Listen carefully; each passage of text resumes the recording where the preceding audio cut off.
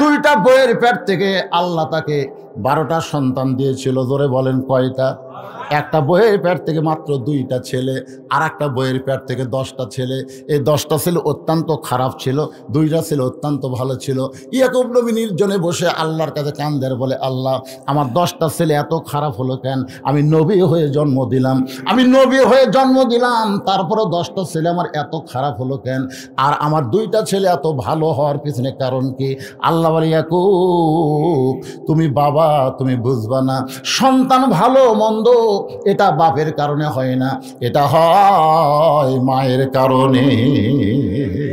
তোমার যে 10টা ছেলে খারাপ, এ 10টা হলো তোমার ওই বউটাও খারাপ। জোরে কোন কি খারাপ?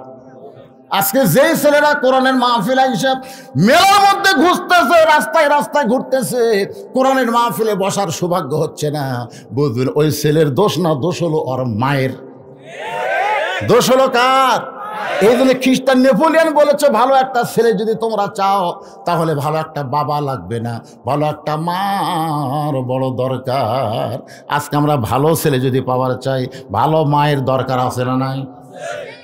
10টা ছেলে রক্ত মাখা জামা নিয়ে ইয়াকুব নবীর সামনে কাঁদতেছে। এটা কিন্তু আসল কান্না না, এটা হলো অভিনয়ের কান্না। চোখ দেখালে দর করে পানি পড়তেছে। ইয়াকুব বলে, খবর কি বাবা?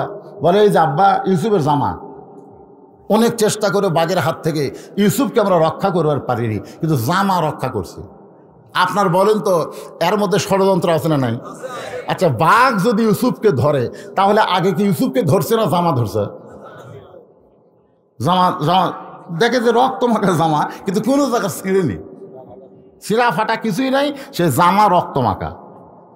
ইয়াকুব নবী বুঝবার পারলেন যে এরা ষড়যন্ত্র করছে, কিন্তু জবান খুললেন না, কারণ জবান খুললেই বিপদ। এই কারণে তিনি ঘরের মধ্যে গেলেন। ঘরের মধ্যে গিয়ে রক্ত মাখা জামা নিয়ে আল্লাহর কাছে বললেন, আল্লাহ, আমার 10টা সন্তান ষড়যন্ত্র করতেছে, আমি তোমার কাছে বলতেছি, আল্লাহ, আমার ইউসুফ যেখানে থাকে না কেন, তুমি তাকে হেফাজত করো। আপনারা বলেন তো, সন্তানের জন্য বাপের দোয়া কবুল হয় কি হয় না? শ্বশুরের হয়? কথা কয় না। বাপের দোয়া কবুল হয় কি হয় না? মায়ের দোয়া কবুল হয় কি হয় না? ডিসেম্বরের 1 তারিখে আমার অ্যাক্সিডেন্ট হলো। আমার গাড়িকে ট্রাক এবং বাস মারা দিল। আপনারা সবাই দেখছেন ফেসবুকে, সোশ্যাল মিডিয়ায়, আমি ওটা ছেড়ে দিছি। গাড়ি গুঁড়া হয়ে গেছে, কিন্তু আমার কিছু হয়নি। সব আল্লাহর না রে।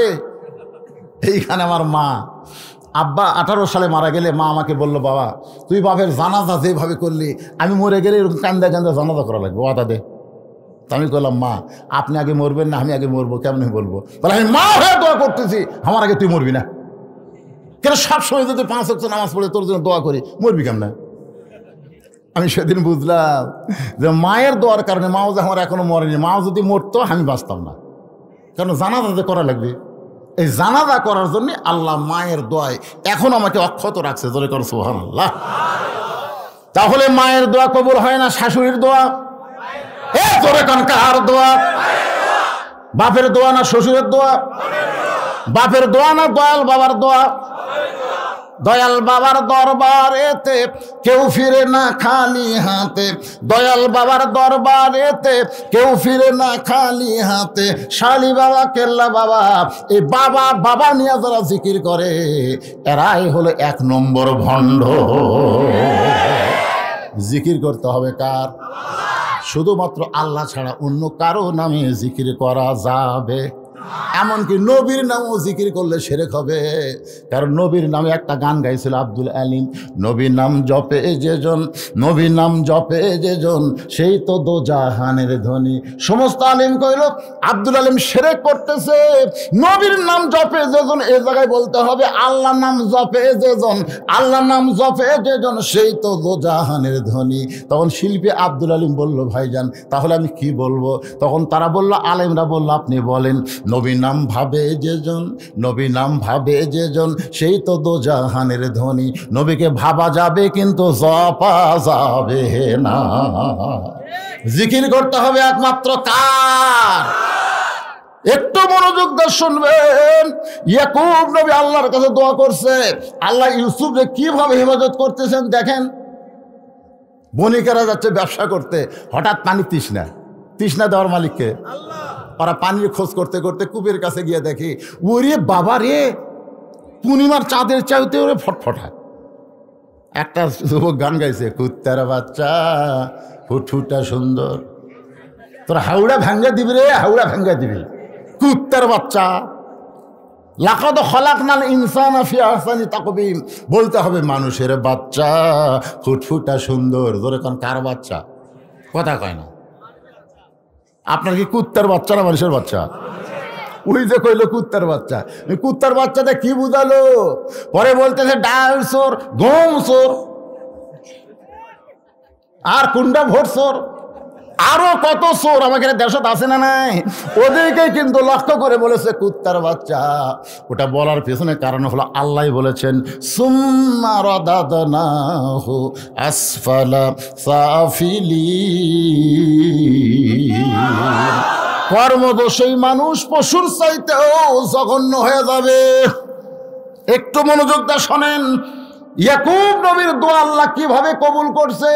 ওরা কূপের কাছে আইসা থাকে ফুটফুটা পূর্ণিমার চাঁদের মতন সন্তান, এত সুন্দর সন্তান, তোলা নিয়ে ব্যস্ত হয়ে গেছে। পানি পান করবে, ইউসুফকে তোলা নিয়ে ব্যস্ত, উপরে তুলে খালি বলতে আমি নেবো, ওইটা আমি নেবো। সবাই কাড়াকাড়ি লাগছে, সুবহানাল্লাহ সুবহানাল্লাহ। কিন্তু তোরা কুয়ার মধ্যে ফেলা দিলি, তাকে নেওয়ার জন্য কাড়াকাড়ি দেখছেন। সবাই যখন কাড়াকাড়ি করতেছে, মনিব ওকে সর্দার, ওই বণিকের সর্দার বলতেছে এক কাম করা হোক, এই কাড়াকাড়ি না করে এক টুকরা টুকরা করি, টুকরা টুকরা করে আমরা ব্যাটালি। তখন সবাই বলতেছে মনিব এক যদি টুকরা টুকরা করেন ই পৌঁছে যাবি, ই বাঁচে থাকবি। বলে তাহলে কাড়াকাড়ি করিস করে, সব বাজারত বেশি বেশি টাকা ভাগ করলে। এখন মানুষ বেচার বাজারে নিয়ে গেছে ইউসুফকে, নবীর ছেলে ইউসুফ নবী, জোরে কোন সুবহানাল্লাহ। ওই বাজারে বহু মানুষের খরিদ্দারের ভিতরে দুইটা খরিদ্দার স্পেশাল ভাবে ঘুরতেছে, একটা হলো আজিজ মিশর আর একটা হলো জোলাইখা। একজনের নাম কি? আজিজ মিশর। আজিজ মিশর হলো স্বামীর নাম, আর জোলাইখা হলো বইয়ের নাম। বউ ঘুরতেছে সামনে সামনে, স্বামী ঘুরতেছে পিছনে পিছনে। একটাই মাত্র অপরাধ, বউকে সামনে দিয়ে স্বামী পিছনে থাকা অপরাধ হলো বহুদিন হলো বিয়ে হচ্ছে কিন্তু বাচ্চা হচ্ছে না। কি হচ্ছে না? আসলে বিয়ে করার পরে বইয়ের কোলে যদি বাচ্চা না দেওয়া যায়, ওই স্বামী কিন্তু অসহায়। মেয়ে মানুষ কয় তুমি যতই বিল্ডিং দাও, যতই গলার মালা দাও, একটা বাচ্চা দাও, আমাকে একটু মা মা বলে ডাকবে, আমি একটু বুকের মধ্যে চাইবা ধরবো। মেয়েরা কিন্তু মাতৃত্বে খুশি, জোরে গান ঠিক কিনা? জোলাইখার বাচ্চা হয় নাই, বিয়ে হয়েছে বহুদিন। দেখি তো ছোট্ট মানুষের মধ্যে একটা ফুটফুটা বাচ্চা পাওয়া যায় কিনা। ইউসুফের সামনে দাঁড়ায় জোলাইখা হিঁকা নিলেন। আজিজ মিশর বলে খবর কি? বলে এত সুন্দর সন্তান আমি জীবনে কোনোদিন দেখি নাই, এইটারে আমি সন্তান হিসাবে নিবার চাই। ধরে কারণ সুবহানাল্লাহ। মনিবের সর্দার মুচকি মুচকি হাসতেছে। অন্য মনিবগুলোকে হাসেন কেন, বণিকগুলোকে হাসেন কেন?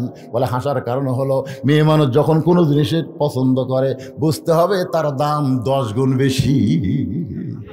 এই জন্য বউ নিয়ে খবরদার মার্কেট যাবেন না। আপনার বউ যদি কোনো জিনিস পছন্দ করে, কাপড়ওয়ালা 10 গুণ দাম বাড়াবে।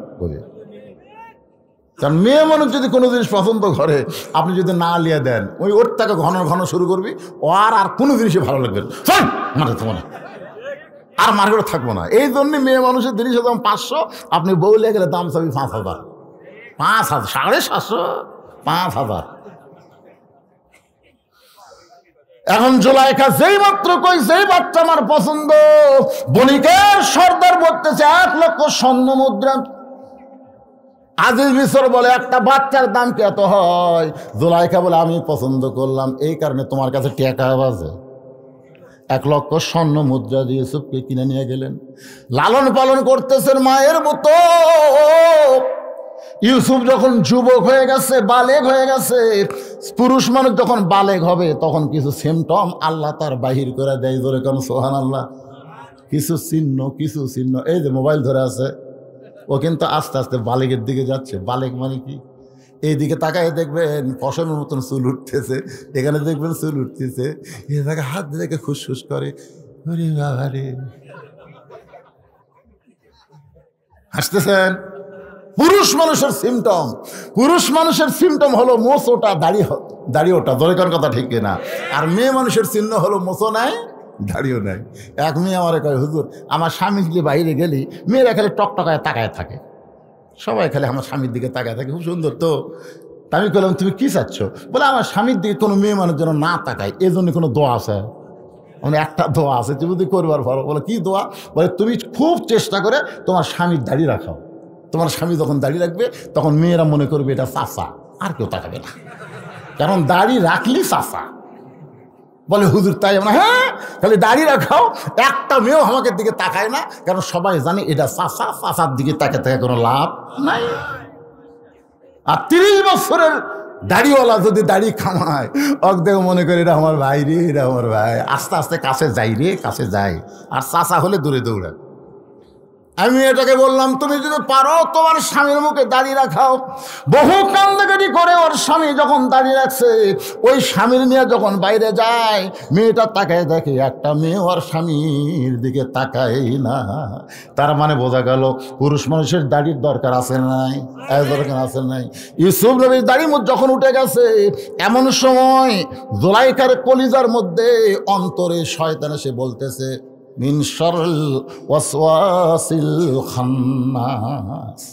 আমাদের ভিতরে খান্নাস আছে না নাই? ওয়াসওয়াসিল খান্নাস। খান্নাস এসে বলতে, জুলাইখা দেখ দেখ আজ তোর বুড়া রে, আরে আর সাইজ দেখছো, এখানে কমলা লেবুর মতন রে। শয়তান ধোকা দিচ্ছে। জুলাইখা বলতেছে আমার সন্তান হয়। শয়তান বলতেছে কোন পক্ষের সন্তান? দেখছেন না আমার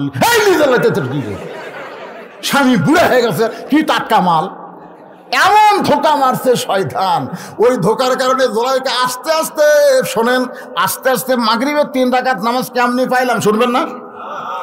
জুলাইখা আস্তে আস্তে ইউসুফ নবীর কাছে গিয়া যে গায়ে হাতটা রাখছে, গায়ে কেবল হাত রাখছে, সঙ্গে সঙ্গে ইউসুফ নবী হ্যাঁচকা টান মারছে। জুলাইখা বলে, ইউসুফ এমন ভাবে হ্যাঁচকা টান দেওয়ার কারণ কি? ইউসুফ বলতেছে আমি আল্লাহকে বড় ভয় করি। ইন্নী আখাফুল্লাহ, ভয় করি কাকে? জুলাইখা বলে আমি তোমার গায়ে হাত দিলাম আর তুমি আল্লাহ ভয় করো, তার মানে? বলে আপনি এতদিন আমার গায়ে হাত দিয়েছেন, কিন্তু আজকের হাত দেওয়ার মধ্যে কম বিশ্বাস।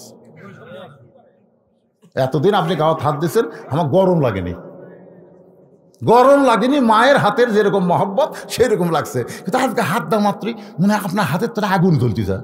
টানতেছে। জুলাইখা কাকা এটা কে রে, এটা কে রে? আসলে খেয়ে বোঝা লাগবে না, ওটা হচ্ছে আল্লাহর নবী। ধরে কোন সুবহানাল্লাহ। জুলাইখা দেখতে সোজা আঙ্গুলে যখন ঘি উঠবে না, আঙ্গুল ব্যথা করা লাগবে। অন্দর মহলে নিয়ে গিয়ে সমস্ত দরজা বন্ধ করে জুলাইখা ইউসুফের সামনে যখন মাথা আর ওড়না খুলতেছে, মাথার ওপর কাপড় দেয়, ওড়না খুলতেছে, বুক থেকে যখন ওড়না টান দেয়, সঙ্গে সঙ্গে ইউসুফ চোখ দুইটা বন্ধ করেছে। ধরে কোন সুবহানাল্লাহ। আল্লাহ, জুলাইখার মনের মধ্যে খারাপ বাসনা, তোমার প্রতি ভরসা করলাম আল্লাহ, তুমি ইউসুফের জন্য যথেষ্ট হয়ে যাও। জুলাইখা বলতেছে আল্লাহ আল্লাহকে কান্দা কাম হবি না, সব দরজা তালা মারছি, তুমি বার হওয়ার পারবা না, বরং আমি যেটা চাই সেটা রাজি হয়ে যাও। ইউসুফ বলতেছে আল্লাহ যার সাথে আছে তার কোনো বিপদ নাই। নাসরুম মিনাল্লাহি ওয়া ফাতহুন কারীব ওয়াবাশশিরিল মুমিনিন। যেই দরজার দিকে যায় চাবিগুলো অটোমেটিক খুলে যায়। জোরে কোন সুবহানাল্লাহ। জুলাইখা তালার দিকে তাকায় থাকে, তালা আছে, চাবি আছে আমার হাতে, আর তালাগুলা খুলে যায়। ব্যাপারে কি? সেই দরজার কাছে যেই মতো ইউসুফ, এমন সময় জুলাইখা রাগিনী বাগিনী হইয়া, মেয়ে মানুষ যখন খেপা যায় তখন তাদেরকে সামাল দেওয়া খুব কঠিন। একটা অসুস্থ হয়ে বাসায়, আর একটা ক্ষমতার চেয়ারে, তারপরেও দেখবেন দুই ধনের মধ্যে হিংসা। কথা কোন আছে না নাই? একজন মরিয়া যাবি, তারপরও বিদেশে চিকিৎসার জন্য সরকার ছাড় দেবে না, ও আর জীবনেও কিন্তু রাজনীতি আসবে না, তারপরে কই মরিয়া যা, তো বাঁচান যাবি না। যান একটু খেয়াল করবেন, জুলাইখার মনের মধ্যে বড় হিংসা। মেয়ে মানুষের হিংসা রোগটা হলো সবচাইতে বেশি বড় রোগ। মেয়েদের হিংসা কম না বেশি? দৌড়ে গিয়ে ইউসুফের পিছনে কাপড় এভাবে আমার দিকে তাকায় দেখেন, কাপড় খামচে ধরেছে। ইউসুফ তোকে বের হবার দেব না। যারা কোলে যায় আল্লাহর ভয়, তার কি কোনোদিন জামার মহব্বত হয়? ইউসুফ নবী ইমানের ভয়ে, আল্লাহর ভয়ে ইমানকে বাঁচানোর জন্য যখন দৌড় দেয়, পিছনের পাঞ্জাবি ছেড়ে গেছে। জুলাইখা দেখলে এত কিছু করার পরেও ইউসুফকে আটকানো গেল না, এবার আটকাতেই হবে। চলে গেছে রাজ দরবারে বিচারপতির কাছে। বিচারপতি, আমি জুলাইখা ছোট্টবেলায় তাকে নিয়ে আইসা লালন পালন করেছি, সন্তানের মহব্বত করে মা হয়ে। আজকে সেই সন্তান আমাকে অন্দরমহলে নির্যাতন করতে চায়, আমাকে ধর্ষণ করবার চায়, অ্যাটেন্ড টু ধর্ষণ। ওগো বিচারপতি শোনেন, আমি ইউসুফের বিরুদ্ধে আপনার কাছে নালিশ করলাম। ইউসুফ আজকে আমাকে ধর্ষণ করবার চাইছিল, আমি বহু চেষ্টা করে ইউসুফের হাত থেকে আমাকে হেফাজত করেছি। সঙ্গে সঙ্গে বিচারপতি বলতে, জুলাইখা আপনি কোনো টেনশন করবেন না, ইউসুফের বিচার হবে, ইউসুফের বিচার হবে। আজিজ মিশর কিন্তু মিশরের প্রধানমন্ত্রী, তিনি পাশেই বসে চিন্তা করতেছেন, আমার ইউসুফ, যেরকম সুবহানাল্লাহ, আমার ইউসুফ তেমন কাজ করতে পারে না, এটা জুলাইখার কারসাজি। সমস্ত বিচারপতি বলতেছে আপনি কোনো টেনশন করবেন না, আপনার বিচার হবে। কিছুক্ষণ পর আজিজ মিশর ঘরের মধ্যে এসে দেখে জুলাইখা ড্রেসিং টেবিলের সামনে মুচকি মুচকি হাসতেছে। আজিজ মিশর বলে, জুলাইখা তুমি ধর্ষিতা হয়েছ, অ্যাটেম্প টু ধর্ষণ, তোমাকে ধর্ষণ করবার চাইছিল ইউসুফ, তুমি বিচার চাইলা, আর ঘরের মধ্যে সে মুচকি মুচকি হাসতেছে। জুলাইখা বলে, বুঝবা না, মেয়ে মানুষের চলা কলা তোমরা বুঝবা না।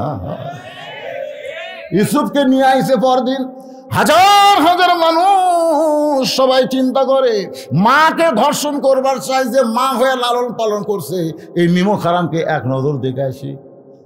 দেখার জন্য সবাই এসে দেখে ইউসুফ নবী দাঁড়ায় আছে, তার চেহারার দিকে তাকায় সবাই চুম করছে। এত সুন্দর মানুষ, এত সুন্দর মানুষ এই অকাম কোনোদিন করতে পারে? সবাই চিন্তা করে এত সুন্দর মানুষ, মাথায় টুপি, মুখে দাড়ি, পরনে জুব্বা, এই মানুষটা নারী নির্যাতনকারী, এই মানুষটা বাড়িতে অগ্নিসংযোগকারী, এই মানুষটা মানুষ হত্যাকারী, এই মানুষটা ধর্ষণকারী। এত সুন্দর মানুষ এইটা কোনো দিন করতে পারে না, ধরে এখন ঠিক কি না? কিন্তু আপনাদের মনে হলে কি হবে, বিচারপতিরা সব ইউসুফের বিরুদ্ধে, ধরে এখন ঠিক কি না? বিচারপতি, প্রধান বিচারপতি বলে, ইউসুফ রে, যে তোমাকে মা হয়ে লালন পালন করতেছিল তাকে তুমি ধর্ষণ করতে চাও, তুমি কেমন নিমক হারাম। ইউসুফ খালি কান্দে আর কান্দে, কিছুই বলতে পারে না, কিছুই বলতে পারে না। বিচারকেরা যখন তদন্ত না করে ইচ্ছা অনুযায়ী বিচার করবে, তখন আসামি আর কি করবে? এমন সময় মায়ের কোলে, মাত্র 2 মাস থেকে 2.5 মাসের বাচ্চা মায়ের কোলে, সোনালাখন সবাই যখন জবান খুলতেছে না, আল্লাহ ছোট বাচ্চার মুখে জবান দিয়েছে, ছোট বাচ্চা কথা বলতেছে। বিচার বলে, কে রে এমন করে কথা বলে? মা গিয়া বলে, বিচারপতি স্যার, এই বাচ্চাটা মাত্র 2.5 মাস বয়স, সেই বাচ্চারা কথা বলে। বিচারপতির সামনে বাচ্চাকে নিয়ে যাওয়া হলো। বিচারপতির কোল থেকে বাচ্চা বলতেছে, ও বিচারপতি, তুমি বিচার করতে গেলে তদন্ত করে বিচার করো, বিনা তদন্তে বিচার করা যাবে না। বিচার করে বলে, কি তদন্ত? ছোট্ট বাচ্চা বলতেছে, তাকায় দেখো, ইউসুফের জামার যদি সামনে ছেঁড়া হয় তাহলে বুঝবা ইউসুফ দোষী, কারণ ইউসুফ জুলাইখাকে ধর্ষণ করবার চাইছিল, আর জুলাইখা বাঁচার জন্যে জামার সামনে ছিঁড়ে ফেলে দিয়েছে। কিন্তু যদি দেখো জামার পেছনে ছেঁড়া, তাহলে জুলাইখা দোষী, ইউসুফ বাঁচবার চায়, জুলাইখা পিছন দিকতে ইউসুফকে আটকাবার চায়। এখন ইউসুফের পরনের জামার দিকে তদন্ত করে দেখো, সামনে ছেঁড়া না পিছনে ছেঁড়া। এ কথা বলার সাথে সাথে ওই বাচ্চাটার জবান বন্ধ হয়ে গেছে। জোরে কর সুবহানাল্লাহ। বিচারপতিরা তদন্ত করে দেখে ইউসুফের সামনের জামা ছেঁড়া তো দূরের কথা, একটু ময়লাও নাই, একটু ময়লা নাই। আর পেছন দিকে তাকায় দেখে জামা ছিঁড়ে গেছে। সমস্ত বিচারপতি চোখ বন্ধ করে মনে মনে কর, ইউসুফ তুমি নির্দোষী, ইউসুফ তুমি নির্দোষী। কিন্তু আমরা জবান খুলবার পারতেছি না, আমরা সাহাপত পড়েছি, আমরা জবান খুলবার পারতেছি না। আজকে তোমার বিরুদ্ধে যে বিচার হবে ইউসুফ, এটা আমাকে অন্তর থেকে না, এটা হলো চাপ। এটা কি চাপ? যেরকম এটা কি আমরা চাপত পড়ে গেছি, কারণ প্রধানমন্ত্রীর বউ তোমার বিরুদ্ধে রিপোর্ট করেছে। এখন তোমার পক্ষে রায় দিলে আমাদের বিচারপতিগিরি আর থাকবে না, আমাকে বিচারপতির আসন থেকে তাড়াই দিবে। এই জন্যে কি করব, সবাই চাপে পড়ে জবান বন্ধ করে ইউসুফের তদন্ত করে। হঠাৎ আজি বিচার বলতেছে, এই বিচারপতিরা তদন্ত রিপোর্ট কি? প্রধান বিচারপতি বলতেছে ইউসুফ দোষী। আজি দর্শন করছে, এ কি তদন্ত করলো না? ইউসুফের চোখ যা দরদর করে পানি পড়ে, আর কান্দের বলে, বিনা দোষে দোষী কইরা আল্লাহ আমায় দিল জেলখানা, আল্লাহ উপায় বলো না। বিনা দোষে দোষী হইয়া ইউসুফ যাচ্ছে জেলখানা। আল্লাহ বলে, কান্দিস না ইউসুফ, জেলখানায় গেলে তোর সম্মান আরো বাড়বে। তোরে গেল সুবহানাল্লাহ। মাত্র 30 মাস জেলখানায় বন্দি থেকে আমির হামজা বার হয়েছে। এই 15 দিনে প্রায় 15,000 দাওয়াত তার কাছে গেছে। আগে আসলো 40,000, এখন কয় 1.5 লাখ, এখন কয় লাখ। এখন আপনারা বলেন দাম বাড়িয়েছে না কমিয়েছে? ভালো মানুষকে বিনা দোষে জেলখানায় বন্দি করলে তার সম্মান বাড়ে দেবে। 50 বছর কোরআনে তাফসির করেছে আমার কলিজার টুকরা হুজুর, সে জেলখানার মধ্যেই মারা গেল, হাসপাতালেই মরল, যেখানে মরছে। জোরেখন কথা ঠিক কিনা? তাকে যদি একবার ময়দানে আসার সুযোগ দিত, জনগণ বুঝতো পাবলিক কারে কয়। ঠিকই তো, জনগণ বুঝবার পারতো পাবলিক কারে কয়। বাংলার এমন কোনো জায়গা ছিল না যেখানে জনগণের জায়গা দিবার পারতো। জোরেখন কথা ঠিক কিনা? আপনারা বলেন তো, আগের আমির হামজা এখনকার আমির হামজা কি সমান? মাত্র 30 মাস জেল খাটছে, বিনা দোষে দোষী করে জেলখানা থুবা। যতই চেষ্টা করো তাদের দাম কমবে, বাড়বে, কমবে না। তাদের দাম বাড়বে কিন্তু কমবে না। ইউসুফকে জেলখানায় রাখার পর আল্লাহ তাআলা দাম বাড়ে। এক সময় মিশরের খাদ্যমন্ত্রী, সেখান থেকে মিশরের প্রেসিডেন্ট, জোরে গান সুবহানাল্লাহ, যেই 10 জন ভাই কুয়ার মধ্যে ফেলে দিয়েছিল, ওরা 10 জন আবার গেছে। ইউসুফ নবী তখন সিংহাসনে বসে আছে। সুবহানাল্লাহ। মাগরিবের 3 রাকাত নামাজ, আমি কেমনে সেটা বলার জন্য বলতেছি। সিংহাসনে বসে আছে ইউসুফ, আর ওরা 10 ভাই, জি ওরা 10 ভাই চোখের পানি নিয়ে বলতেছে, জাহাপনা, আমরা কিন্তু সাধারণ ঘরের সন্তান না, আমরা হলো ইয়াকুব নবীর সন্তান। আবার কার সন্তান? ইউসুফ সুম করছে, ও রে, এরাই তো 10 জন। যেই কইছে ইয়াকুব নবীর সন্তান, তখন ইউসুফ বুঝতে পারছে এরাই তো রে, এরাই তো। আমি কান্দাকাটি করার পর হক ছাড়েনি, হাত পা বান্ধে কুয়ার মধ্যে ফেলে দিছে। এরাই এই শালা 10টাই। মন বলতেছে, লাগা, তোর হাতে এখন ক্ষমতা, তুই মিশরের প্রধানমন্ত্রী, তুই মিশরের প্রেসিডেন্ট, লাগা। ইমান বলতেছে 42 বছর আগেকার ঘটনা, এখন কি? কথাটা বুঝতেছেন না? আল্লাহ কয়, খেরে ইউসুফ, এরা 10 জন যদি কুয়াত না ফেলাতো, তুই এই চেয়ারে বসে পারতি? আল্লাহ বলতে, রে, ওরা যদি কুয়াত না ফেলাতো, তুই এই চেয়ারে বসে পারতি? তো তাহলে চেয়ার বসার জন্য ওরা তো সহযোগিতা করতে, পাগলা। রাগ করিস কেন? বিয়া করছে, বিয়া রাত্রি বইয়ের উপর সন্দেহ। এত সুন্দর বউ, প্রেম ছাড়া আসলো,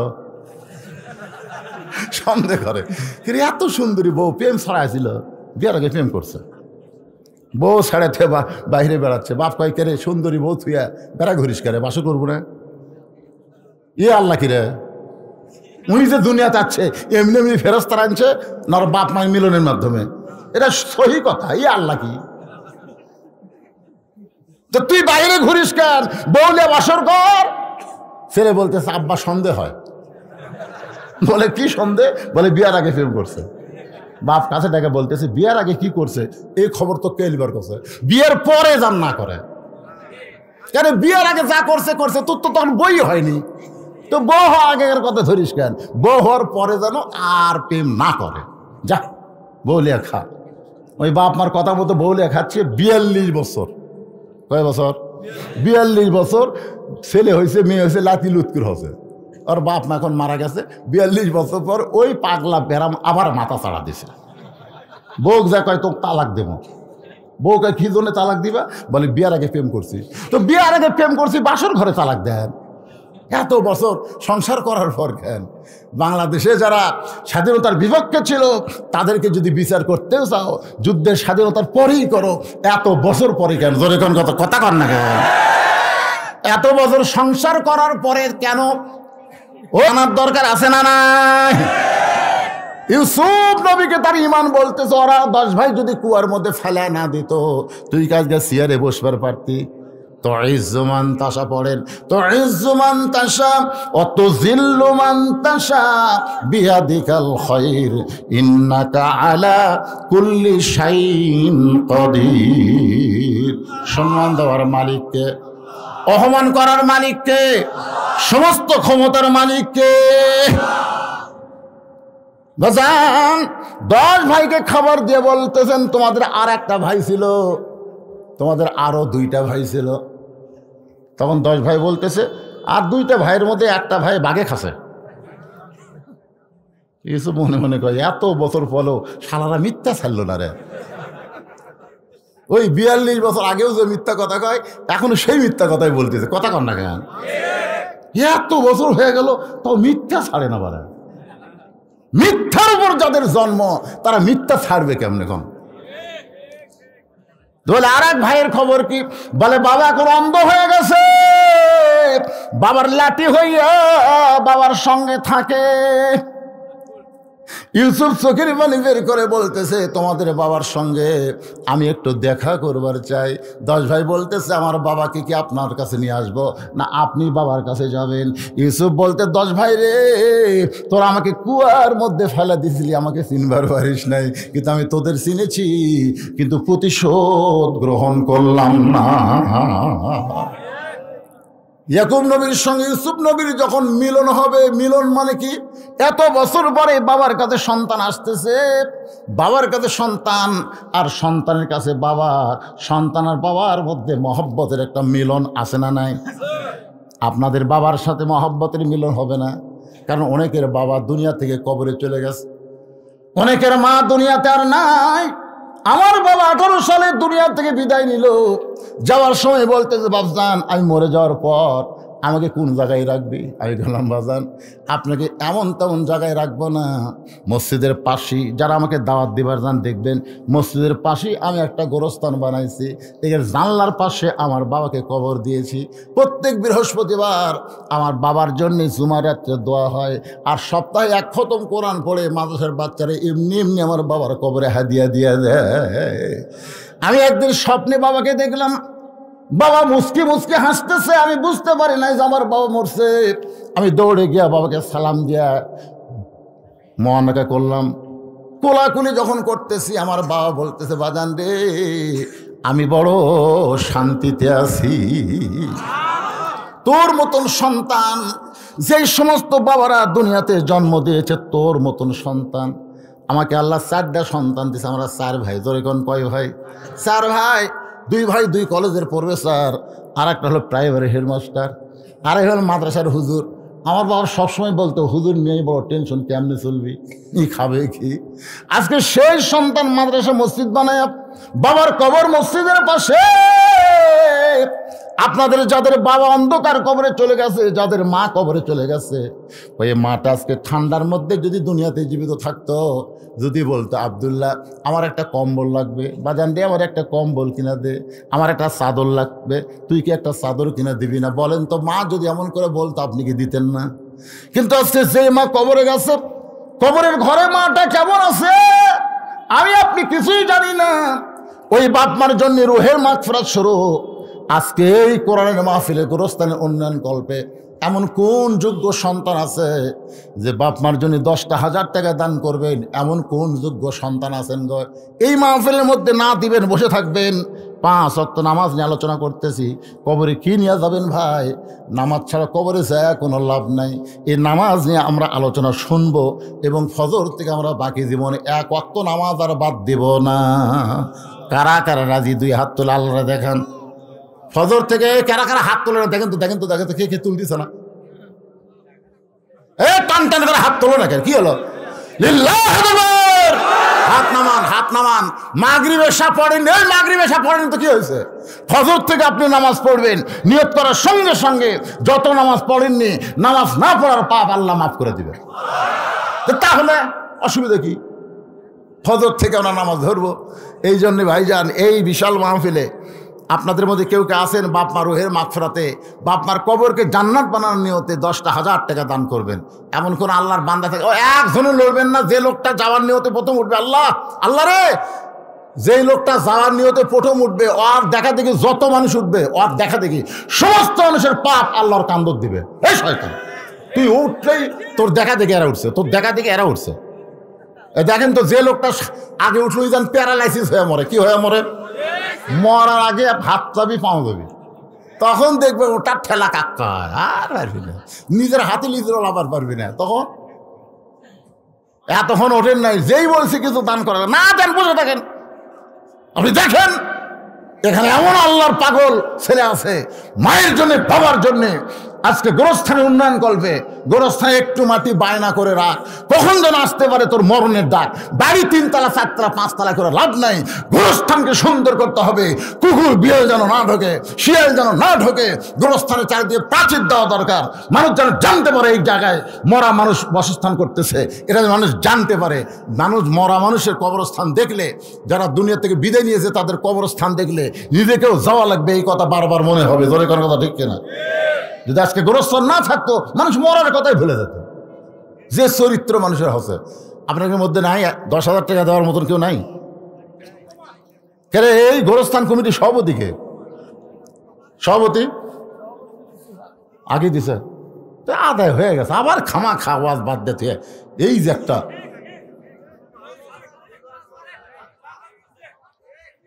আরে করবই তো, আমি কেউ অস্থির মধ্যে একটা জিনিস চাইছি ভাই রে, বড় আশা করে 10,000, আপনার 10 জন মিলে 10,000 টাকা দেন। কিসের ধান হয়নি, এবার দেওয়া লাগবে, আগামীবার দিবেন, এই নিয়তে নাম লেখা দেন। এই 1,000 দিল। এই কোন গ্রামের বাবা?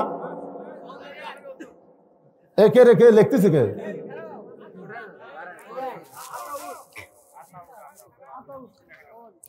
লিল্লাহি আকবার। আতাউর গজারি 1,000 টাকা জোরে বলেন মারহাবা।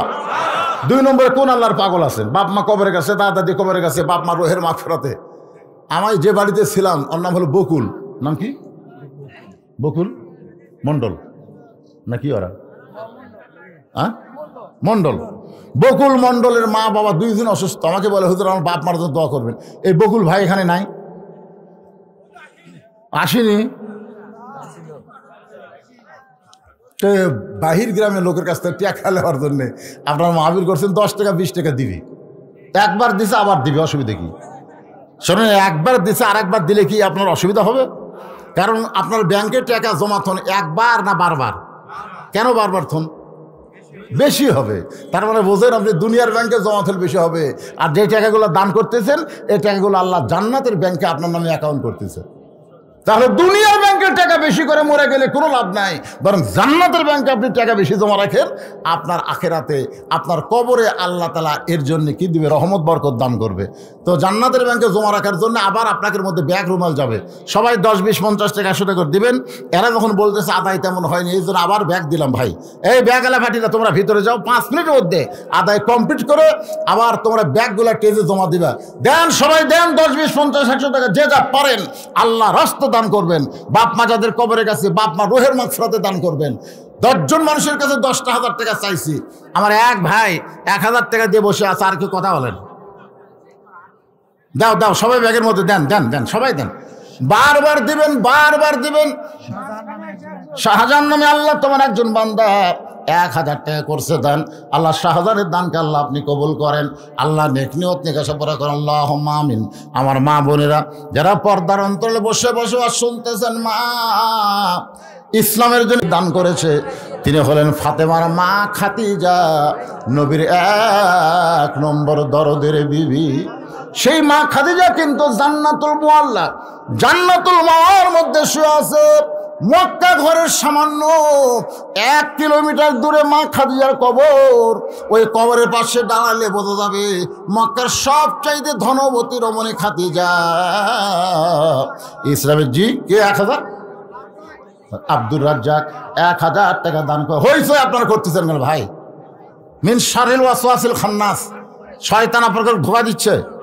শয়তানের ধোকায় পড়েন না, সবাই জিকির করেন লা ইলাহা ইল্লাল্লাহ, লা ইলাহা ইল্লাল্লাহ, লা ইলাহা ইল্লাল্লাহ, লা ইলাহা ইল্লাল্লাহ, লা ইলাহা ইল্লাল্লাহ, লা ইলাহা ইল্লাল্লাহ, লা ইলাহা ইল্লাল্লাহ, লা ইলাহা ইল্লাল্লাহ, লা ইলাহা। আমি সভাপতি সাহেব 1000 টাকা দিলে হবে? আচ্ছা ঠিক আছে। কারণ হুজুর আমি গরিব মানুষ, 1000 টাকা দেবো। ওনার নাম লেখেন 1000 টাকা।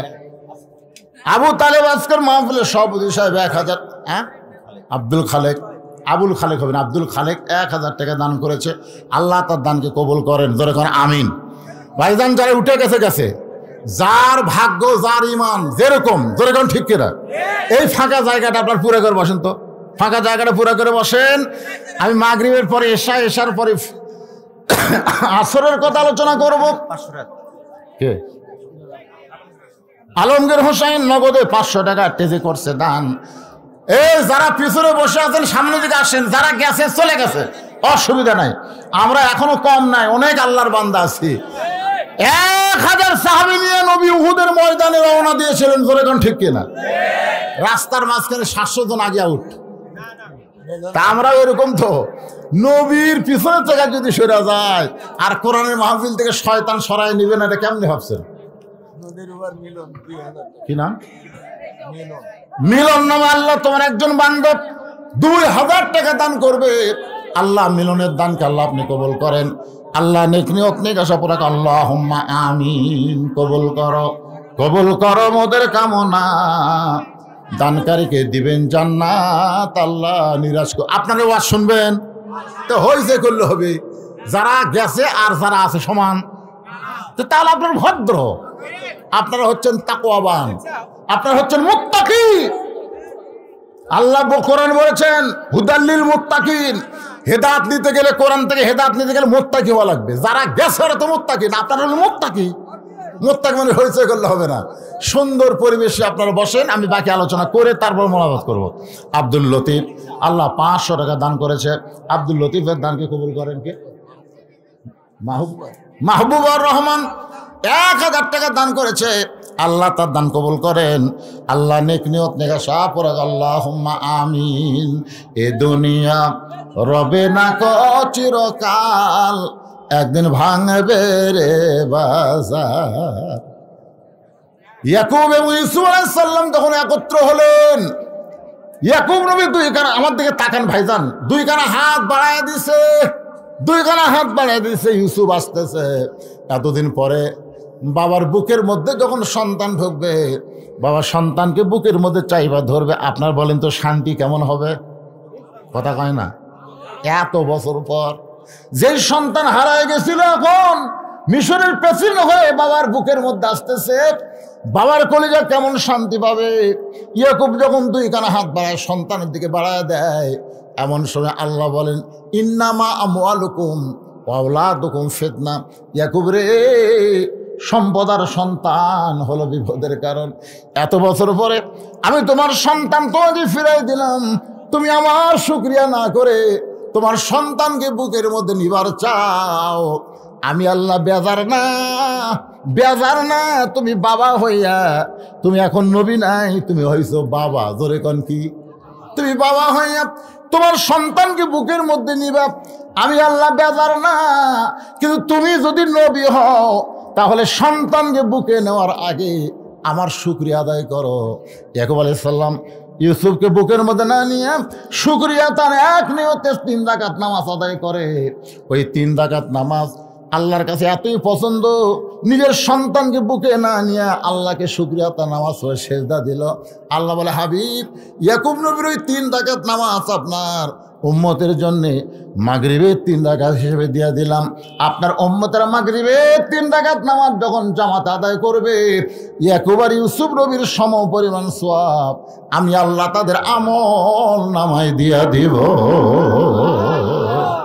সাহাবীরা বললেন, ইয়া রাসূলুল্লাহ, এশার 4 রাকাত ফরজ আদায় করলে, এশার 4 রাকাত ফরজ আদায় করলে আপনি কেমন খুশি? আপনি বলেন তো, রাতের সর্বশেষ নামাজ কি? এশার নামাজ। এশার নামাজ পর্যন্ত আল্লাহ অপেক্ষা করে, আপনি ফজর বললেন না।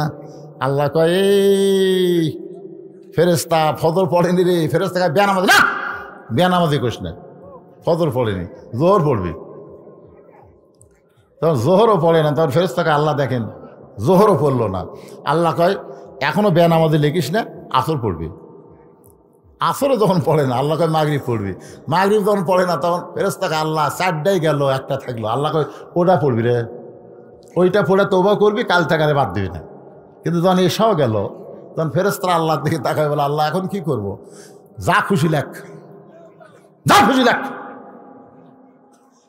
ফেরেশতাকে, আল্লাহ তুমি তোমার বান্দাকে এত ভালোবাসলে কি হবে? তোমার বান্দাটা তোমাকে ভালোবাসে না তো। যদি ভালোবাসতো দুনিয়া ত্যাগ করে সে তোমাকে রুকু সেজদা করতো। জোরে কোন কথা ঠিক কিনা? তোমাকে ভালো তাহলে ভালোবাসলে হবে, এক পক্ষে ভালোবাসাতে কাম হয়।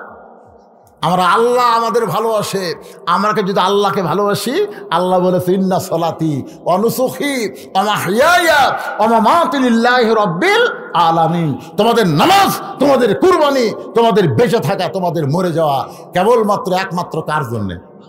আরো জোরে বলেন, কার জন্যে?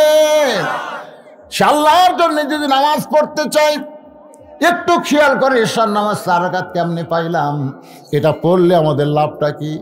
রাসূল বলে, এ আমার সাহাবেরা শোনো, আমার আগে যেই নবী দুনিয়াতে এসেছিল, এই নবীর নাম হলো ঈসা রূহুল্লাহ। ঈসা আলাইহিস সালামের নাম শোনেন না আপনারা? আমাদের নবীর আগেই কিন্তু তিনি এসেছিলেন। ঈসা আলাইহিস সালাম দুনিয়া থেকে গিয়েছেন না আল্লাহ নিয়ে গেছেন?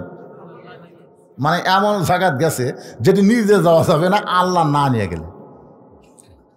ইহুদিরা, এই যে শালা ইহুদিরা বাইতুল মুকাদ্দাস ধ্বংস করে বসাচ্ছে, ওই শালারাই, ওই শালারা। ইহুদি কিন্তু সর্বসময় নবীদের শত্রু, মুসলমানের শত্রু সব সময়। ইহুদিরা হচ্ছেন একের ঘেরাও করছে, ঈসা আলাইহিস সালামের বাড়ি ঘেরাও করছে, ঘেরাও করে করছে, পলাবি কোন দিক দিয়ে রে, পলাবি কোন দিক দিয়া, তোকে আমরা হত্যা করব। ঈসা আলাইহিস সালাম ঘরের মধ্যে গিয়ে বলে, আল্লাহ, বাইরে যেইভাবে ফলা বর্ষা নিয়ে ওরা ঘুরতেছে, আমি বের হলি ওরা হত্যা করবে। আল্লাহ বলে, ঈসা কোনো টেনশন করো না, তোমাকে বের হওয়া লাগবে না। ঈসা বলে, আল্লাহ, বের যদি না হয় তাহলে কোথায় যাব? আল্লাহ বলে, দরজা বন্ধ, ঘরের তালা ফাঁক করে তোমাকে আসমানে নিয়ে আসব। ঘরের দরজা কি বন্ধ, মানে দরজা দিয়ে তো বার হওয়া লাগবে না, ওপর দিয়ে। ঈসা আলাইহিস সালামকে আল্লাহ নিয়ে গেছে। ইহুদির মধ্যে যাই সবচেয়ে বড় বীর, না রে, এতক্ষণ খালি এই বাড়ি পড়াতে আমাকে কি হবে? দরজা ভাঙ। খুব মশানলে দরজা ভাঙ্গা ভিতরে গেছে। ঈসা রে, কে রে ঈসা, পলাইলি কোথায়? হ্যাঁ, আল্লাহ তাআলা যে বেটা আগে ঢুকছে ওর চেহারা আবার ঈসা আলাইহিস সালামের মতো করে দিছে। ধরে ঘর সবার ওই বারে আসা বলতেছে, ভাই বহু খোঁজাখুঁজি করলাম, ঈসা নাই। অন্য ইহুদের বলতেছে, তাহলে তুই কে? কে রে? আমি তোরকে ভাই রে, মার। ওই অবস্থায় মারা শুরু করছে। খ্রিস্টানরা মনে করতেছে ঈসা নবীকে মারছে, আসলে আল্লাহ ঈসাকে মারেনি। ঈসা এখন চতুর্থ আসমানে আরাম করতেছে। জয়কান সমান কর সমান। এই শালা খ্রিস্টানরা বোঝে না, একটা ন্যাংটা ছবি দেখ হচ্ছে আর বুকতে এরকম মারছে, ফলা রক্ত বয়ে বয়ে পড়তেছে, কুশবিদ্ধ কয়েক। দেখেন না আপনারা ছবি দেখেন, আসলে ঈসা আলাইহিস সালাম মারা গেছে। লাইলাতুল মেরাজে আমাদের নবীকে আল্লাহ তাআলা ইমামুল আম্বিয়া, ইমাম মুরসালিন ডিগ্রি দিলেন। ফেরেশতা জিবরাইল বলে, ইয়া রাসূলুল্লাহ, আপনার পিছনে যারা নামাজ পড়ল আপনি তাদের চিনেন? রাসূল বলে, এই জগতের কাউরে চিনি না ভাই। বলে, সমস্ত নবী রাসূল আজকে আপনার পিছনে ইক্তেদা করছে, আজ থেকে আপনি ইমামুল আম্বিয়া, ইমামুল মুরসালিন ডিগ্রি পেলেন। নবী বলতেছে, জিবরাইল আমি একটু সবাইকে এক নজর দেখতে চাই। আল্লাহ নবীকে একটা টুল এনে দেওয়া হলো বাইতুল মুকাদ্দাস, যে বাইতুল মুকাদ্দাস ইহুদিরা দখল করতে চায়।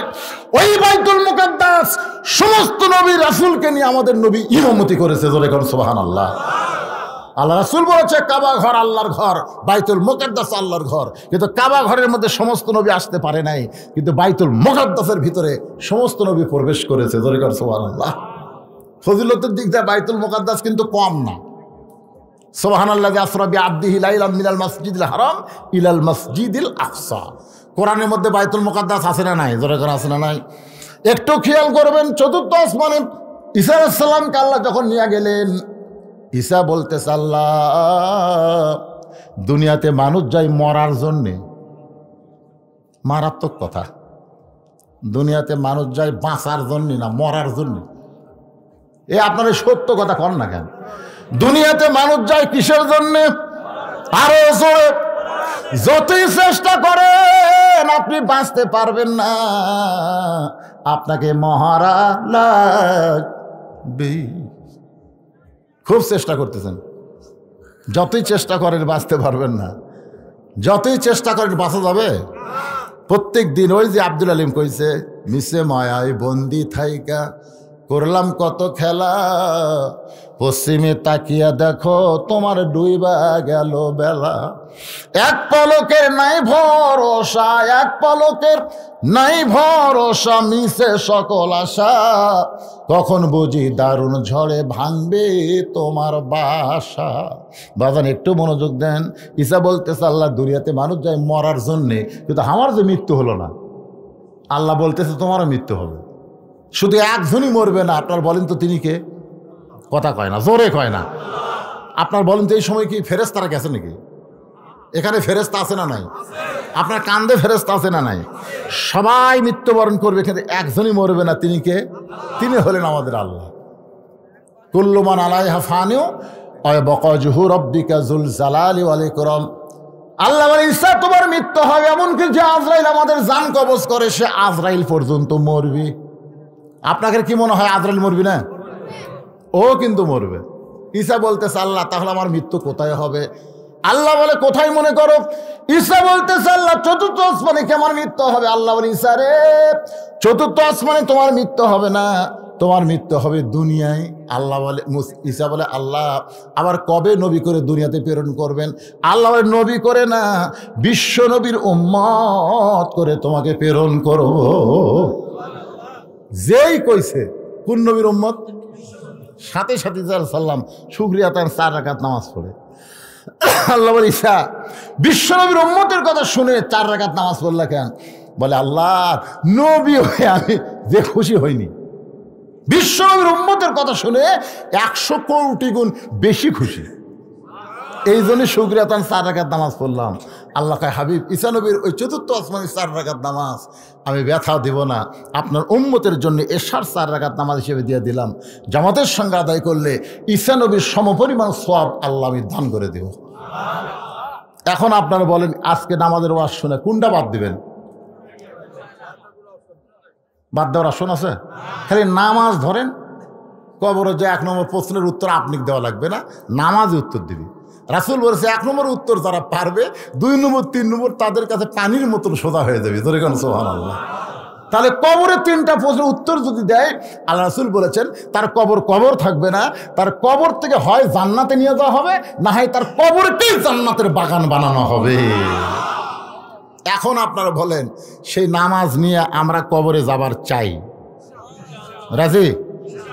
নামাজ পড়া অবস্থায় যদি মৃত্যু হয়, আবার হয়তো দেখেন আপনি জোহরের নামাজ পড়ছেন, আসর আগে মারা গেলেন, যদি মরে যান, আর যদি বুড়া বয়সে অসুস্থ হয়ে মরে যান, যৌবনের নামাজ আপনাকে এমন কাম দিবে, সরকারি চাকরি যেরকম যৌবন বয়সে হয়, বুড়া বয়সে বসে বসে পেনশন খায়। ধরে এখন কথা ঠিক কিনা? আপনি যৌবনে যদি 5 ওয়াক্ত নামাজ জামাতে পড়ে, বুড়া বয়সে যদি জামাতে নামাজ পড়ে না পারেন, ঠিক মতো নামাজই না পড়তে পারেন, আল্লাহকে যৌবনের বয়সের নামাজের পেনশন তো মরা ফোন থাকে সব দেবরে। সরকার দিবার পারে, আমি আল্লাহ পারি না। কিন্তু যৌবনে যদি নামাজ বাদ দিয়ে ওই বুড়া বয়সে ধরেন, হবে? এখন তো দুই একটা বুড়া যায় আর খাড়া হওয়ার পারে না, সিয়ারত বসতে কাম সারে, ধরে কোন কথা ঠিক কিনা? তাই আসুন ভাইজান, যে কোনো মুহূর্তে আমাদের মৃত্যু হবে, কবরে যাওয়াই লাগবে। খালি খালি কবরে না নিয়ে যাই, আমরা নামাজ নিয়ে যেন কবরে যাইতে পারি। আল্লাহ আমাদের সকলের জন্য কবুল করুক, সকলে বলে আমিন। আসরের ওইখানে আমি বলেছিলাম, তারপরে যখন শুনতে চান শোনেন, অল্প সময়ের মধ্যে বলতেছি। আসরের 4 রাকাত নামাজ আমরা মুসা আলাইহিস সালামের মাধ্যমে পাইছি। কিভাবে পাইলাম একটু খেয়াল করেন। মুসা আলাইহিস সালাম ফেরাউনকে কলেমার দাওয়াত দিল, কিন্তু ফেরাউন কলেমার দাওয়াতকে গ্রহণ করলো না, বরং মুসা নবীকে আক্রমণ করলো। ফেরাউন তার দলবল নিয়ে মুসা নবীকে যখন আক্রমণ করে, মুসা নবী তখন বলে, আল্লাহ, ফেরাউন যে আমাকে আক্রমণ করতেছে, আমাকে হত্যা করতেছে, আমি কি করব? আল্লাহকে খাড়াই থাকি, দৌড় দে। তো মুসা আলাইহিস সালাম দৌড়ানো শুরু করছে। কিছুদূর পরে বলতেছে, আল্লাহ, এই ফেরাউনের ভয়ে, দল বলের ভয়ে আমি যদি নবী হয়ে সামনে দৌড়াই, জনগণ কবি কি? ফেরাউন ধাবড়াচ্ছে, মুসা দৌড়াচ্ছে। আল্লাহ কয়, মুসা, ফেরাউন ধাবড়াচ্ছে, তুই দৌড়াচ্ছি, এর মধ্যে হুকুম কার? আমার, দৌড়া। মুসা কয়, আল্লাহ, কতদূর পর্যন্ত? দৌড়া, যেটি গেলে তোর পুরস্কার। আর ফেরাউনের সেই একেবারে সাগরের কিনারা এসে মুসা নবী ব্রেক। ফেরাউন কয়, এখন কোন দিক দিয়ে যাবি? এখন কোন দিক দিয়ে যাবি? মুসা বলতেছে, আল্লাহ, সামনে সাগর, 3 দিকে ফেরাউনের সৈন্য, এখন কেমনে যাব? আল্লাহ বলে, মুসা রে, আর একবার সাগরের দিকে তাকায় দেখ। মুসা নবী তাকায় দেখে আল্লাহ তাআলা লোহিত সাগরকে 12 লাইন রাস্তা বানায় দিছে। 12 লাইন। কয় লাইন? এই যে সিরাজগঞ্জ থেকে আমাদের বগুড়া আসতেছে, কয় লাইন? 8 লাইনে হবি। এখন আপাতত 4 লাইন চলতেছে। তাই বাড়ি ঘর ভাঙ্গা, দোকানপাট ভাঙ্গা, খালি গুঁড়া করে দিছে। জোরে কর কথা ঠিক না? আমি একদিন আফসোস করতেছি, আরে এই দোকানগুলো সব ভাঙ্গা দিল, এই হোটেলগুলো সব ভাঙ্গা দিল। এক দোকানদার করছে, হুজুর, আমার দোকানের দাম হচ্ছে 2 লাখ টাকা, পাচ্ছি 22 লাখ। কঠিন অবস্থা। দেখেন, একটা সামান্য রাস্তা করবার যায় সরকার এত টাকা খরচ করতেছে, আর সাগরের মধ্যে 12 লাইন রাস্তা। আল্লাহর খরচ কত? সুবহানাল্লাহ। আমরা এমন একজন আল্লাহর গোলামি করি, খালি হুকুম করলে হয়ে যায়। সুবহানাল্লাহ। টাকা মুসাকে বলে, যাও। মুসা এই 12 লাইন রাস্তা দেখে যখন রওনা দেয়, রাস্তার মাঝখানে গিয়ে বলে, মাবুদ, তুমি আমার জন্য সাগরকে রাস্তা বানায় দিলাম, আমি শুকরিয়া আতান তোমাকে সেজদা দিবার চাই। এক নিয়তে সাগরের মাঝখানে 4 রাকাত নামাজ আদায় করে। ওই 4 রাকাত নামাজ আল্লাহর এতই ভালো লাগে, উম্মতে মুহাম্মাদের জন্য আসরের 4 রাকাত ফরজ হিসেবে দিয়ে দিছে। ওই আসরের 4 রাকাত ফরজ নামাজকে যদি জামাতের সঙ্গে আদায় করে, মুসা নবীর সমপরিমাণ সওয়াব আল্লাহ দান করে দিবে। ফজর থেকে কিন্তু শুরু করা লাগবে। রাজি আছেন? কবরে কোনো টেনশন করবেন না, কবরে কিছুই হবে না। নামাজ দিয়ে খালি ঢোকেন। আপনি জানাজা যদি নাও দেয়, জানাজা লাগবে না, কারণ নামাজে আপনাকে জান্নাতের দরজা পর্যন্ত হয়ে আসবি, তাহলে তো ঢোকা বাকি, ওটাও কি ঢুকে দেওয়া লাগবি? তখন নামাজি বলে, হ্যাঁ, তুই কি মনে করিস নামাজ? আপনার বল নাই। ইতিমধ্যেই বুঝলেন, জান্নাতের দরজার দিকে নামাজিরা তাকাবে। তাই কে হয় রে, একের জান্নাত বাড়ে, খট্টস করে বসে গেছে। আল্লাহ বলতেছেন, অসিকাল্লাযীনা তাকাউ রাব্বাহুম ইলাল জান্নাতি যুমারা। এই ফেরেশতারা, এই যারা বসলো, তুলে মার ধাক্কা। তখন এই নামাজি করে আল্লাহ তুলে ফেরেশতারা ধাক্কা মারবি, এক ধাক্কাতে আর এক দরজা, লটস করে বসবি। কে ভাই বসলো? কে এই পাগলা, তোমাদেরকে বরণ করার জন্য আল্লাহ 70,000 দরজা বানাছে।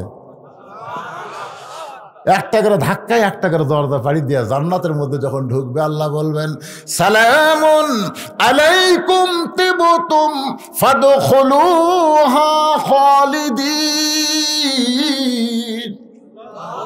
দুনিয়ার সমস্ত কাজ কাম বাদ দিয়া আমার 5 ওয়াক্ত নামাজ যারা হাজরা দিলা, আমি আল্লাহ তোমাদেরকে পুরস্কার স্বরূপ এই জান্নাত দিয়া দিলাম।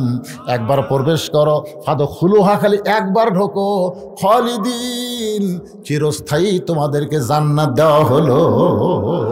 সেই জান্নাতে যাওয়ার আশা যদি থাকে ফজর থেকে আমরা শুরু করবো ইনশাআল্লাহ। আল্লাহ কবুল করুক।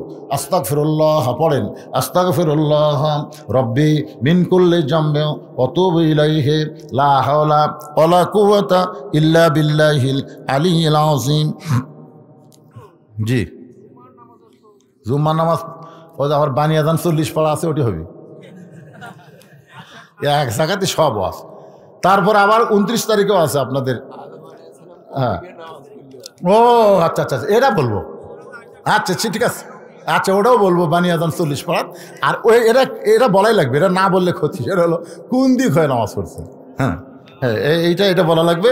আপনার যেটা শোনা লাগবে সেটার কথা খেয়াল নেই, ও নামাজ পড়ার কথা খেয়াল থাকে না, অন্যগুলো খালি শুনবে। আয়েশা আলাইহিস সালাম, আয়েশা রাদিয়াল্লাহু তাআলা আনহা আমাদের উম্মাহাতুল মুমিনিন, 3 বার নবীকে দেখছে 9 বছরে। কয়বার?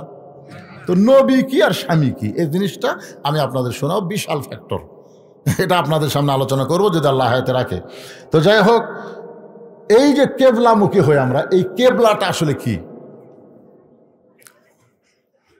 আমার দয়াল বাবা কেবলা কাবা, আমার দয়াল বাবা কেবলা কাবা, আয়না কারিগর, আয়না বসাইয়া দিছে কলবের ভিতর। হুজুরি কলব ব্যতীত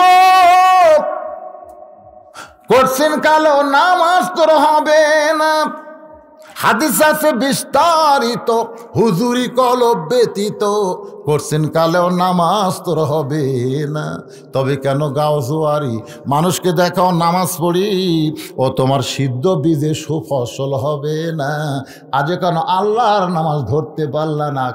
পশ্চিম পূর্ব উত্তর দক্ষিণ এটা কোনো বিষয় না, বিষয়টা হলো নামাজ। জোরে কোন কথা ঠিক কিনা? খুব খেয়াল করবেন। আল্লাহ রাসূল কিন্তু মাঝে মধ্যেই ওই কাবা ঘর তাওয়াফ করতে করতে এরকম আঙ্গুল তুলতেন। সাহাবের বলতেন, হুজুর এটা কি?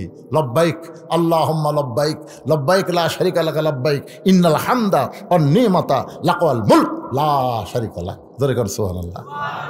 আবু বকর বলে, হুজুর আঙ্গুল। রাসূল কয়, তোমার চোখ নাই? তোমার চোখ নাই? তাকাও। আবু বকর রাদিয়াল্লাহু আঙ্গুর বড় তাকায় দেখে বাইতুল মামুর, বাইতুল মামুর বরাবর তাকায়া থাকে আল্লাহর আরশ। আপনারা কি মনে করছেন? আপনি যে মসজিদে নামাজ পড়তেছেন, এই মসজিদ কাবা ঘর পর্যন্ত, কাবা বাইতুল মামুর, বাইতুল মামুর আল্লাহর আরশ পর্যন্ত একটা নেটওয়ার্ক নামাজের মাধ্যমে ক্লিয়ার হয়ে যায়। জোরে কর সুবহানাল্লাহ। কিন্তু আমাকে নামাজের নেটওয়ার্ক নাই, খালি ঘড়ি দেখা। আল্লাহ বলেছেন আস্তাইনু বিস-সবরি ওয়াস-সালাহ, নামাজ পড়বার গেলে ধৈর্য লাগবে পাগলা, খালি যা ছটফট করলে নামাজ হবে না, একটু ধৈর্যের দরকার আছে না নাই? জোরে কোন আছে না নাই? আল্লাহুম্মা আফতাহলি আবওয়া রাহমাতিক, এই দোয়াটা বলে তুমি ডান পায়ে দিয়ে যে ঘরের মধ্যে ঢুকলে, এই ঘর কি তুমি জানো? এই ঘর কি তুমি জানো? এই ঘর হলো রহমত, আল্লাহ রহমতের কোলে উঠলে। জোরে কোন সুবহানাল্লাহ। আর ওইখানে গিয়ে তুমি বারবার ঘড়ি দেখো, সময় মতো মুয়াজ্জিন ঠিকই আকামত দিবে, জামাত ঠিকই হবে, তোমাকে পাগলামি করে অতবার ঘড়ি দেখা লাগবে না। জোরে কোন কথা ঠিক কিনা? ঘড়ি যদি দেখবার চাও, ওই বাজারে যায় ঘড়ি দেখো, শয়তানের আড্ডাখানা বেশিক্ষণ আমার থাকা যাবে না, তাড়াতাড়ি আমার বাড়ির যাওয়া লাগবে। জোরে কোন ঠিক কিনা? যেখানে ঘড়ি বারবার দেখা লাগে সেখানে দেখো না, আর মসজিদের ঢুকলে খেলে ঘোড়া রোগ ধরে। আল্লাহর কাবা ঘরের ভিতরে যখন কেউ ঢুকবে, অথবা কাবা ঘর যখন হবে না, তখন ওই জায়গায় কেউ যদি নামাজ পড়বে, তাহলে তাকে পশ্চিম দিকে নামাজ পড়তে হবে। কারণ সূর্য পূর্ব দিকে উদয় হয়, পশ্চিম দিকে সেজদা দেয়। সেজদা গিয়ে বলে, আল্লাহ আগামীকালকে উঠবো। আল্লাহ কয় আবার ওঠ। সূর্য কয়, আল্লাহ যে নাফরমান, সূর্য আলো পায়, এরা যে নাফরমানি করতেছে, আর নয় না উঠি। আল্লাহ কয়, তোর অত লাগে কে? যতদিন জীবিত আছে হয়তো কোনো একদিন তওবা করে, একদিন কলেমা পড়ে আমি আল্লাহর কাছে ফিরে আসবে। জোরে কোন সুবহানাল্লাহ। একটা বান্দা যদি কয় আমি একটা সিনেমা হল বানাবো, যতক্ষণ পর্যন্ত না বানাবে ততক্ষণ আল্লাহ পাপ লিখবে না। আর কেউ যদি বলে একটা মসজিদ বানাবো, নিয়ত করার সাথে সাথে আল্লাহ সওয়াব দেবে। আল্লাহ এত দয়াবান, ভালো কাজের নিয়ত করলে সওয়াব, আর খারাপ কাজের নিয়ত করলে পাপ হবে না, ওই কাজ করলে তারপরে পাপ। আমার কথা কি বুঝলেন? লা তাকনাতুন মির রাহমাতিল্লাহ। ভাইজান, এই যুবকেরা, আর নামাজ ছেড়া দিও না বাবা। যে কোনো সময় আমাদের মৃত্যু হবে। নামাজ, আল্লাহ রাসূল শেষ ওয়াক্ত নামাজের কাহিনী আপনারা সবাই আল্লামা সাইদ হুজুরের মুখে শুনেছেন, যে মা আয়েশার কোলে উরাতের উপরে মাথা দিয়ে নামাজের দৃশ্য দেখতেছেন, চোখ দিয়ে দর দর করে পানি পড়তেছে। আয়েশা বলতেছি, ইয়া রাসূলুল্লাহ, আজকে আমার বাবা এমতি করতেছে আর সাহাবীরা তার পিছনে কাতারবদ্ধ হয়ে দাঁড়িয়ে গেছে, আপনার মেহরাবে আমার বাবা দাঁড়াইছে, আপনি এই জন্যে কাঁদতেছেন। আল্লাহ রাসূল বলে, আয়েশা, এই কান্না কোনো দুঃখের কান্না নয় আয়েশা, এই কান্না হলো আমার জীবনের সুখের কান্না। যে নামাজের জন্য তাইফের ময়দানে রক্তাক্ত হয়েছে, যে নামাজ পড়তে গিয়ে আবু জেহেল উটের মরা উটের পচা ভুড়ি আমার পিঠের ওপর দিয়েছে, নবী নামাজের শেষ দাঁত গেছে, আবু জেহেল কয়েকজন মিলে ধরে একটা জায়গার নিয়ে আল্লাহ রাসূলের পিঠের উপর উঠিয়ে দেয়, গোটা উটের পচা ভুড়িতে নবীকে আর দেখা যাচ্ছে না। একজন লোক গিয়ে ফাতেমাকে বলেছে, ফাতেমা, তোমার বাবাকে আবু জেহেল এইভাবে। ফাতেমা তখন খুব ছোট ছিল, দৌড়ে এসে ভুঁড়ি ধরে টানতেছে, কিন্তু ফাতেমা পারে না। ডাকতে বলে, আল্লাহ, আমার বাবার মতন ভালো মানুষ দুনিয়াতে নাই, সেই বাবার সঙ্গে এমন ব্যবহার কেন করে? আল্লাহ তাআলা রহমত সাহায্য করে। জোরে কান সুবহানাল্লাহ। নবী সেজদা থেকে উঠে কাবা ঘরের কাছে গিয়ে কান্দে আর বলে, মাবুদ গো, তোমার নামাজের সেজদায় আমার পিঠের উপর যারা ভরি দিয়েছে, এদেরকে তুমি ধ্বংস করে দাও। চমকে ওঠে, যেই কইছে ধ্বংস করে দাও, আবু জেহেল, উতবা, শাইবা, ওলীদ বিন মুগীরা, এরকম নাম ধরে ধরে নবী গর্দা করলেন। বদরের যুদ্ধে ওই শালারা সব শেষ, এক শালাও নেই। আজকে যারা নামাজ পড়ে না, আজান দেওয়ার পরেও নামাজের খেয়াল যারা করে না, এরা হচ্ছে বেনামাজি আবু জেহেলের বংশধরের লোক। যেরকম কথা ঠিক কিনা ভাই? এত কঠিন কথা বললাম এই কারণেই, মান তারাকা সালাত মুতাম্মিদান ফাকাত কাফারা। বুখারী শরীফের হাদিস, ইচ্ছা করে একক তো নামাজ যারা বাদ দিল, এরা আল্লাহর সঙ্গে কুফরি করলো। নাউযুবিল্লাহ কর না কেন?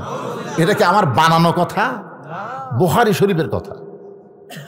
তো তাই আজকে আপনারা মনে কষ্ট নিয়েন না। কিছু লোক হয়তো শুনতে চাইছিল মা ফাতেমার কবরের কথা, আমাকে বলছিল, হুজুর কবরের গোরস্থানে বলছে একটু ফাতেমার কবর কান্দে কাঁদতে কান্দে কান্দে বহু ওয়াজ করছি, কাম হচ্ছে না। বক্তাও কান্দে, শ্রোতারাও কান্দে, কান্দে কান্দে থুয়া যায় ওই কান্দার মতন। ছোট্ট একটা দৃষ্টান্ত দিয়ে মনোরোধ করবো, শুনবেন? কোন কান্দা? ওই কান্দা। এক টোপলা খাবার নিয়ে এক লোক যাচ্ছে, যাওয়ার সময় দেখে একটা ক্ষুধার্ত কুকুর রাস্তা দিয়ে যাচ্ছে, লড়বার পারতেছে না। মানে কুকুরটা এত ক্ষুধার্ত দুর্বল হয়ে গেছে, পিছনে পড়ে যাচ্ছে, আবার উঠতেছে, মানে ন্যাঙ্গল ভ্যাঙ্গল করে হাঁটতেছে। লোকটা খাবার টোপলা থুয়া কুত্তার পা ধরে বলতেছে, বাবা কুকুর রে, তুই না খায় খায় মরে যাচ্ছিস রে। দেখেন ওর টোপলার মধ্যে কি আছে? খাবার আছে, কিন্তু খাবার থুয়া ওই কুত্তার পা ধরে কাঁদতেছে, কুত্তা রে তুই না খায় মরে যাচ্ছ রে। তখন আর একজন চিন্তা করে, কিন্তু কুত্তার পা ধরে কাঁদতেছে, এটা মানে বরকতের কুত্তা হবে। ওই আর পা ধরে কান্না শুরু করছে। কুত্তা কয়, আল্লাহ, আমার যে শক্তি আছে এই শক্তি দিয়ে তাও কোনো জায়গার যা খাবার পাইতাম, কিন্তু এই দুই শয়তান যেভাবে আমার পা ধরলো, আমি তো লড়বারই পারতেছি না। আর একটা লোক রাস্তাতে আসতেছে আর বলতেছে, এটা বরকতের কুত্তে হবে। পাও ধরে যখন কান্দিছে, আমিও কান্দি। ওই এক পাও ধরে কান্দিছে, আর এক লোক আসতেছে বলতেছে, জাগরি একটা পাও এখনো বাকি আছে। ওইও পা ধরে কান্না শুরু করছে। কয়েকদিন হলো? আর একজন এসে কয়, হ্যাঁ পাও তো শেষ, কি ধরি, তাকে নেয়াজ আছে। কুত্তা জন্মের সোতা শুতিছে, আমার আর বাঁচার বুদ্ধি নেই। এরা যে হারে কান্দিতে আমাকে মেরে হেলতে হবে বাঁচানোর জন্য ভাই। ইতিমধ্যে এক লোক এসে দেখে, কুত্তার পা ধরে কান্দ কেন? এই তুই লাশ ধরছু কে? আমার আগে এরা চারজন ধরছে, আমিও ধরছে। কি জন্যে? এরা ধরছে, আমিও ধরছে। তুই কেন পা ধরলি? আমার আগে তিনটা ধরছে। ছাড়, সর্বোত্তম যে ধরছে তাকে বলছে, ভাই তুই তো এই ধরার কাম শুরু করলি, কারণ কি? বলে কুত্তা না খায় মরে যাচ্ছে, তোর জগৎ পড়ে না? তোর না খায় মরতেছে, কানতেছিস, টোপলার মধ্যে কি? টোপলার মধ্যে খাওয়া, ক্ষুদা লাগলে আমি খামো। তখন থেকে একটু কুত্তার সামনে দিলি তো খায়। ভাই কান্দা বড় সহজ রে, কিন্তু টোপলা খোলা যাবি না। আজকে আমাদের অবস্থা হয়েছে তাই, কান্দা বড় সহজ রে।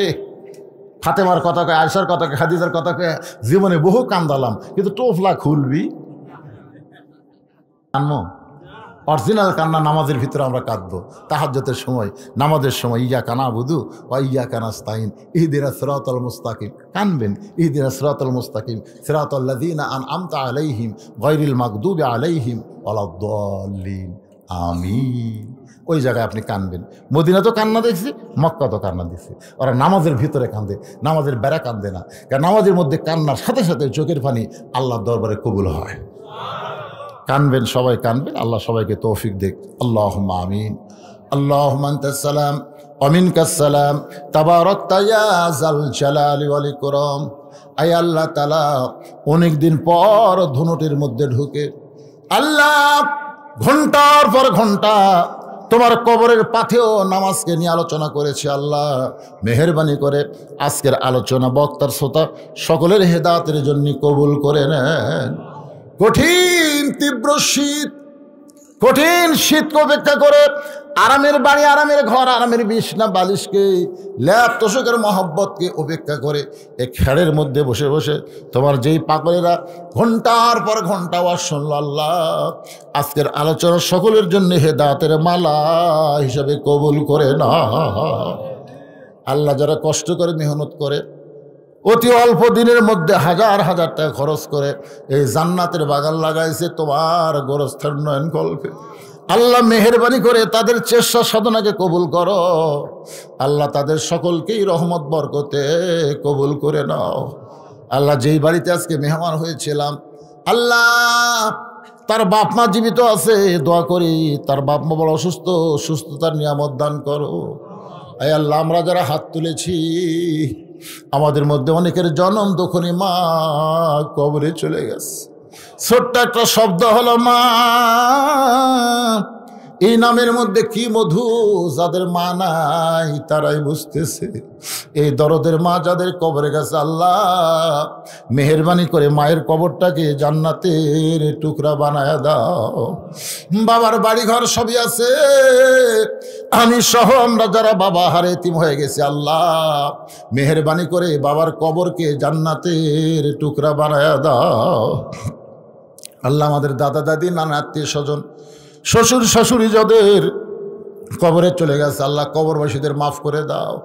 আল্লাহ এই গজারিয়া গোরস্থানের যত মুর্দা শুয়ে আছে, আল্লাহ যারা কবরে আছে, আল্লাহ সকলের কবরকে জান্নাতের টুকরা কবুল করো। আমার মা বোনেরা যারা পর্দার অন্তরে বসে বসে আলোচনা শুনেছে, আবিদা সালেহা পর্দা নিশি কবুল করে মা ফাতেমার চরিত্র দান করে দাও। আল্লাহ গোরস্থান কমিটির সভাপতি, সেক্রেটারি, কেশিয়ার সদস্য যারা কষ্ট করে মিলেমিশে টাকা খরচ করে জান্নাতের বাগান লাগাইছে, আল্লাহ তাদের সকলকেই জান্নাতি মানুষ হিসেবে কবুল করে নাও। আল্লাহ গোটা বিশ্বের মুসলমানকে হেফাজত করো, খাস করে ফিলিস্তিনের মুসলমানকে আল্লাহ তুমি হেফাজত করো। ইসরায়েলকে ধ্বংস করে দাও আল্লাহ। এই পৃথিবী তোমার আল্লাহ, পৃথিবীর মানচিত্রে ইহুদিদের আমরা গন্ধ চাই না আল্লাহ। ইহুদিদেরকে তুমি ধ্বংস করে, ধ্বংসের কথা তুমি বলেছো, তাব্বাত ইয়াদা আবি লাহাবি ওয়া তাব। ধ্বংসের কথা কে বলেছেন? আল্লাহ। আবুল আহাবের হাত ধ্বংস হয়ে যাক। তা আল্লাহ যখন ধ্বংস চায়, আমরা তাই তোমার ঘরকে যারা নাফাক করতে আসে, তোমার ঘরকে যারা নষ্ট করতে আসে, এই ইহুদিদেরকে তুমি ধ্বংস করে দাও। সবাই করো আমিন। ইহুদিদের আল্লাহ তুমি ধ্বংস করে দাও। দুনিয়াতে থাকবে, তোমার অক্সিজেন নেবে, তোমার রেজেক খাবে, আর তোমার ঘরকে ওরা নাফাক করবে। আল্লাহ হাজার হাজার ফিলিস্তিন মুসলমান নর নারীকে ওরা হত্যা করেছে, শিশু বাচ্চাদেরকে ওরা হত্যা করেছে। ওদের মধ্যে কোনো মানবতা না, পশুর চাইতেও জঘন্য। আল্লাহ প্রায় 19,000 ফিলিস্তিন মুসলমানকে ওরা হত্যা করেছে। যারা দুনিয়া থেকে চলে গেছে, আল্লাহ তাদের সকলকে তুমি শহীদি মৃত্যু দিও। আল্লাহ যারা হাসপাতালে অসুস্থ অবস্থায় আছে, আহত অবস্থায় আছে, আল্লাহ তুমি তাদেরকে সুস্থতার নিয়ামত দান করে দাও। আল্লাহ গোটা পৃথিবীতে মুসলমানকে এক হওয়ার তৌফিক দাও আল্লাহ। আর বাংলাদেশের প্রতি রহম করো আল্লাহ, আর বাংলাদেশের প্রতি খাস রহমত করো আল্লাহ। খাস করে অত্র এলাকার প্রতি তুমি রহমত বরকতের দরজা খুলে দাও আল্লাহ। কত মানুষের জানাজার নামাজ আমরা পড়েছি, এই 2 হাত দিয়ে কত কবরে আমরা মাটি দিয়েছি। একদিন আমরা মরে যাব, যেদিন আমাদের মৃত্যু হবে দিনটা যেন জুমার দিন হয়, মাসটা যেন রমজান মাস হয়। ইমানের সাথে ইজ্জতের সাথে এই দুনিয়া থেকে বিদায় নেওয়ার কালে আমাদের জবানে জারি করে